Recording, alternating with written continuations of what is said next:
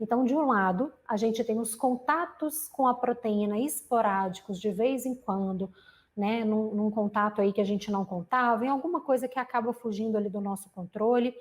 Nos testes de provocação oral, que devem ser, obviamente, né, indicados e acompanhados por médico e pelo nutricionista especializado que acompanha a criança alérgica, para ver se a criança já adquiriu algum grau de tolerância.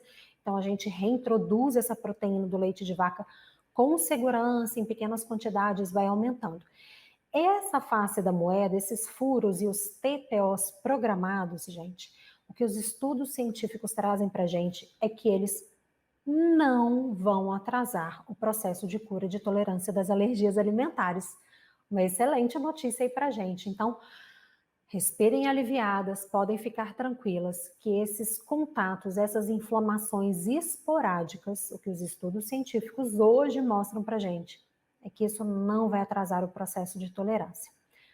Porém, contudo, todavia, entretanto, com a minha experiência, com tudo que eu estudo, né, os meus mais de 1.500 pacientes com alergia alimentar que eu já atendi através das minhas consultas, no meu programa online de acompanhamento de crianças com alergia alimentar, eu vejo que quando a criança ou tem um diagnóstico tardio, então, ou seja, ela continua tendo ali todos aqueles sintomas que eu acabei de explicar, de pele, ou respiratórios, ou do trato gastrointestinal, e o profissional não entende realmente, né, qual que é a causa daquilo tudo e começa a tratar os sintomas, muitas vezes usando medicamentos caríssimos, né, que têm efeitos colaterais. Isso é muito importante a gente entender, gente, que claro, o médico ele vai prescrever o medicamento de acordo com o benefício e a eficácia daquele medicamento, mas todo medicamento tem efeitos colaterais possíveis e alguns deles, inclusive, bem graves, principalmente se a gente faz um uso prolongado, frequente ali daquele medicamento, imagina,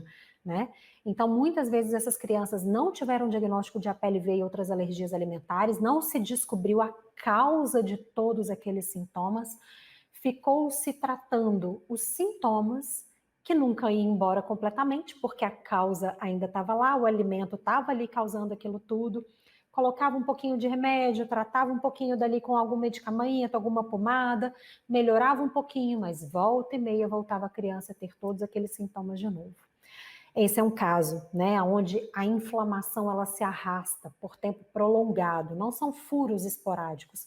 A criança está em constante contato ali com o alimento que faz mal a ela naquele momento, que o sistema imunológico, o sistema de defesa, né, por conta dessa imaturidade, está hiper reagindo àquela proteína, está identificando aquela proteína como uma proteína agressora ao organismo da criança, que na verdade não era para ser, né, porque é uma proteína de um alimento, sendo um alimento de boa qualidade, ele só vai trazer saúde para o nosso organismo, mas por conta dessa imaturidade, esses soldadinhos estão fazendo guerra ali para a proteína do alimento.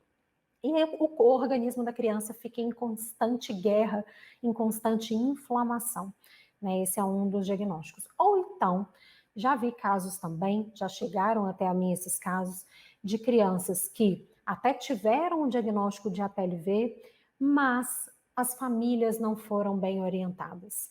Né? Assim como eu recebi logo no início ali do tratamento do meu filho, receberam lá, tire leite derivados da dieta, vai embora para casa, faz o seu melhor, quase um se vira nos 30 ali, e é isso, e com o tempo a criança vai ficar bem, só que a criança não fica nada bem.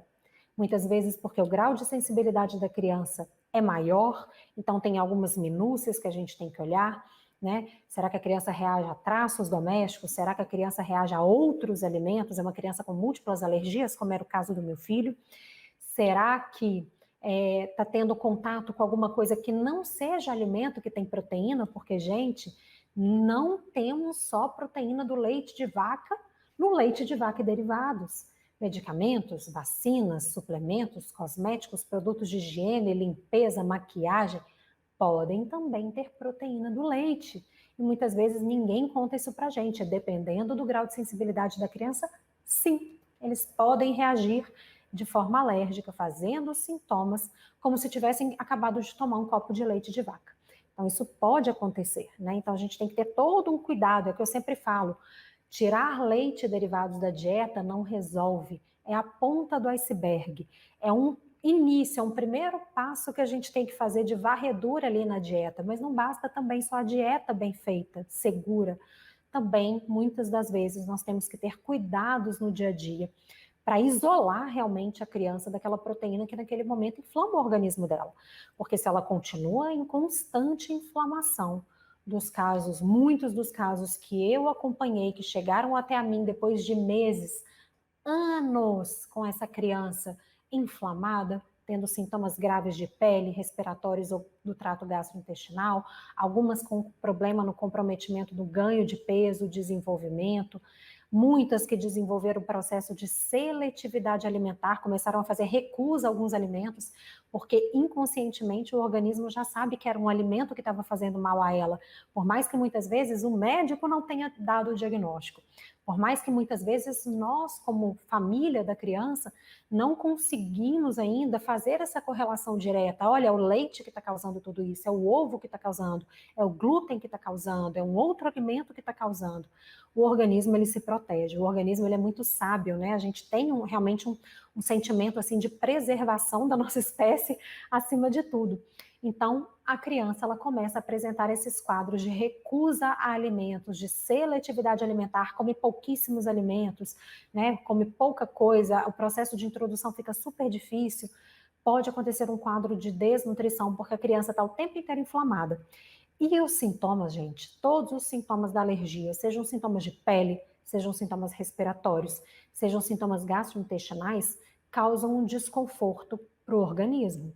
Alguns sintomas, né, por exemplo, o caso do meu filho, ele tinha sintomas intestinais muito agudos, de muita dor, dava muita dor nele, ele chorava muito, era um choro de dor contorcido mesmo no meu colo, assim, horas a fio, e ele ia dormir de exaustão muitas vezes, né? O que cortava o nosso coração e a gente tentando fazer o nosso melhor, mas naquela época, naqueles 5 primeiros meses de vida dele, que foram terríveis pra gente, eu só escutava tira leite e derivados da dieta. E não estava sendo suficiente, né? Então ele continuou em inflamação durante esses 5 meses, muitos quadros inflamatórios graves, trazendo muita dor para o organismo dele, né? Ainda bem que eu corri atrás, estudei e consegui reverter esse quadro. E no processo de introdução alimentar, eu fui bastante criteriosa, porque eu fui entendendo como se fazer o processo de introdução alimentar de forma segura na criança, e acabou que ele não teve tantas reações alérgicas nesse processo, que podem acontecer, e ele não associou a dor ao alimento e não ficou seletivo alimentar. Mas em alguns casos, infelizmente, isso acontece. As crianças já chegam para mim mais velhas, com, né, déficit de crescimento, de desenvolvimento, uma péssima alimentação, uma alimentação muito restrita, poucos alimentos, falta nutrientes ali para a vida daquela criança. E sim, muitas vezes, mesmo as crianças que têm um mecanismo imunológico, que a gente chama de mecanismo imunológico celular, que são essas reações tardias, geralmente ali sintomas gastrointestinais ou alguns respiratórios, até um caso de dermatite atópica, que é um sintoma misto, mas tende também a adquirir a tolerância mais rápido, a cura mais rápido, né, do que as crianças, por exemplo, IgE mediadas, que produzem anticorpo, que fazem placa vermelha, urticária, angioedema, que são os inchaços, e alguns casos de esofagite eosinofílica e asma ligadas, que são crianças que tendem a ter um processo de aquisição de tolerância mais tardio. Mesmo essas crianças que eram para ter sido curadas mais rápido, né, pela média ali do que os estudos científicos mostram, se elas ficaram meses ou muitos anos em constante inflamação, eu vejo que esses quadros, sim, eles se arrastam.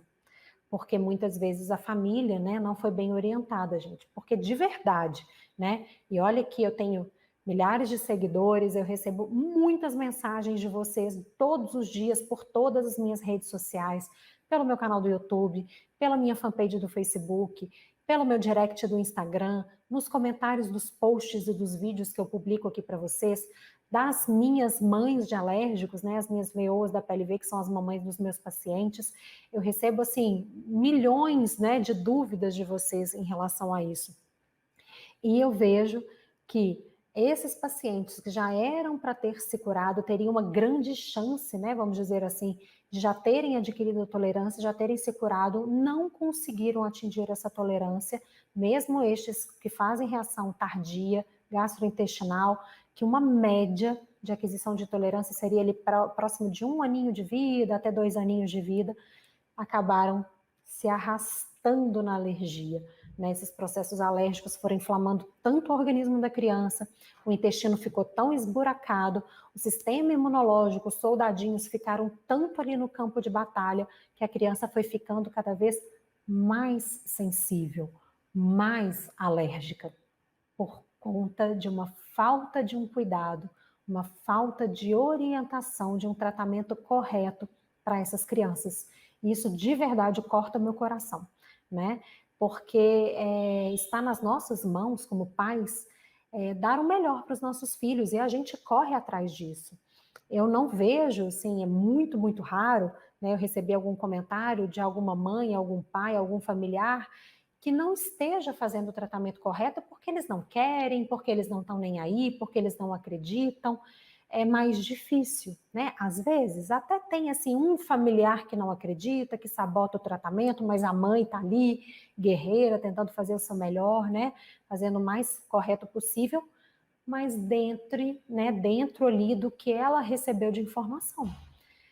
Porque, gente, querendo ou não, entender a alergia e o processo de alergia alimentar não é fácil, né?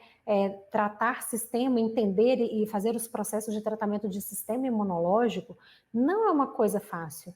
Não são todos os profissionais de saúde que sabem, não são todos os médicos que são especialistas, não são todos os nutricionistas que são especialistas, nem todos os psicólogos, nem fisioterapeutas, nem terapeutas ocupacionais, né? Não são. Então, o profissional realmente ele precisa entender daquilo que ele está auxiliando a família. E o maior erro que eu vejo, e é exatamente quando eu vejo esses casos arrastados, que sim, tiveram problemas aí, né, na estabilização, na desinflamação do organismo e acabaram arrastando o processo de cura, foi porque essas famílias não foram bem orientadas. Isso é muito grave, né? Então, por isso, sempre que eu posso, eu venho aqui conversar com vocês a respeito disso.